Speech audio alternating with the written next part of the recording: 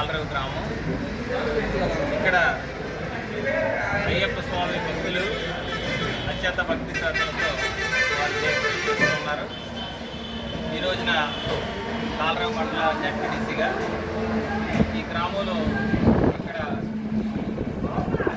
భిన్న మతాల అందరూ కూడా కలిసి ఐకమత్యంగా నివసిస్తూ అందరూ కూడా ఒకరికొకరు సహాయం చేసుకుంటూ ప్రేమ చూపిస్తూ ముందుకు సాగుతున్నటువంటి గ్రామం. కనుక ఈ గ్రామంలో ఈరోజు నేను అయ్యప్ప స్వాముల వారందరికీ కూడా మధ్యాహ్నం లంచ్ ఏర్పాటు చేయడం జరిగింది.